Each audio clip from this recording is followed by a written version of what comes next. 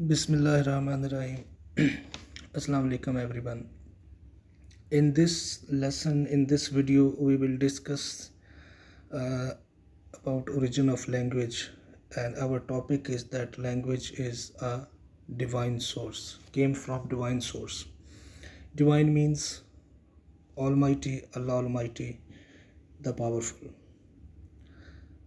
Uh, First of all, discussing language as a divine source, uh, we will start discussing various religions where it is mentioned that language is a gift from God Almighty, Allah Almighty. So, first of all, let us discuss about language in Islam. It is believed that the first language was blessed to Adam and Eve. Adam and Eve means Hazrat Adam and Hazrat Hawa alayhi salam. So, when they came on earth to communicate with each other, they were blessed with the language because it's the most authentic source that we can rely on. Because if we start believing that a very simple in simple words that when Adam and Eve they came on earth from paradise when they were banished, so they came on earth here, they were not there is not any source mentioned that they learned language from someone, because there was no one on earth. They were the first two human beings. So as they came with the language. According to our common sense, according to everything, this is the source of origin of language that we can rely on. That it can only be the gift of God. Otherwise, there is no other source we can have understanding that there was no one on earth to teach them. So it is a gift given by Allah Almighty to human beings. And about, as we discussed, that language is to communicate.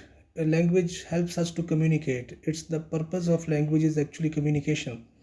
So let us discuss that how is there any record of first ever communication, a written record.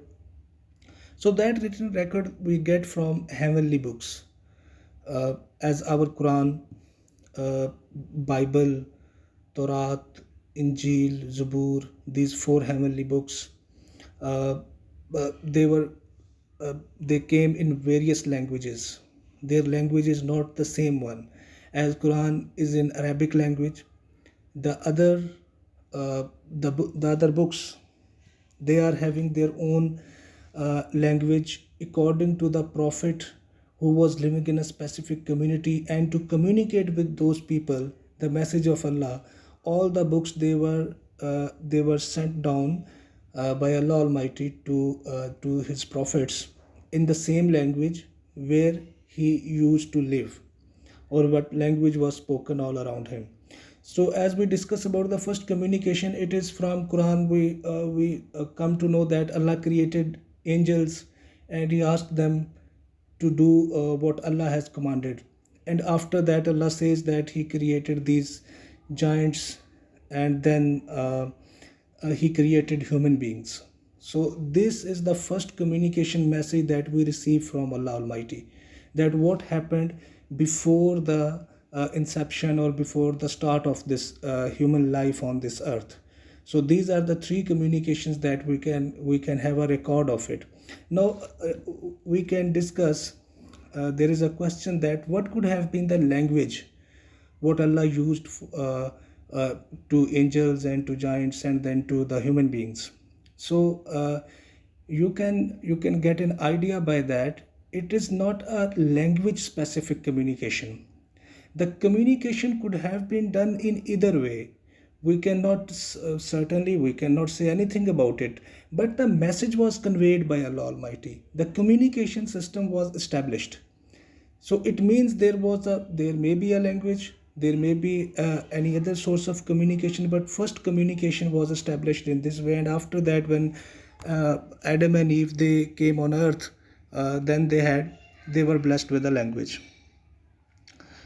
And then as I told you, all the heavenly books are not in one language, because the languages they came according to the community where language was spoken. So as our Prophet Muhammad sallallahu alaihi wasallam, he came on Arabic land, Arabic language was spoken all around, so Quran came in Arabic language. The other books are not in Arabic language. uh, then let us discuss about Bible and Hinduism, that what they believe. Actually, in Bible the same story is mentioned, as it is also a heavenly book, where Adam and Eve, they were banished from paradise, and there is a famous a poem, or an epic you can say, written by John Milton, Paradise Lost, where he mentions all this story, that how it all happened. So as John Milton was a Christian, so he definitely have written from the sources that he got from Bible. So the source of Bible and Quran that we get about Adam and Eve, that how they were forbidden not to eat a forbidden tree, a specific fruit of a tree. So when they mistakenly ate it, then they were punished and they were sent down on earth. So it is the same story mentioned there. So it is also believed that in Bible also believed that language was blessed to human beings. uh, and according to Hindu religion, their goddess Saraswati, they say that wife of Brahma, she was blessed with the language. So according to their religion, they do not say claim anything, but they claim that this was the person who was blessed with the language. So according to different religions, there are different thoughts, but one thing is sure, that language was surely a gift by God Almighty, Allah Almighty. Then almost all the religions have sources. The language is a divine gift. So as I already told you, that all the religions, we can collectively we can say that language was a divine gift. And as far as human beings are concerned, to know that what was the first language.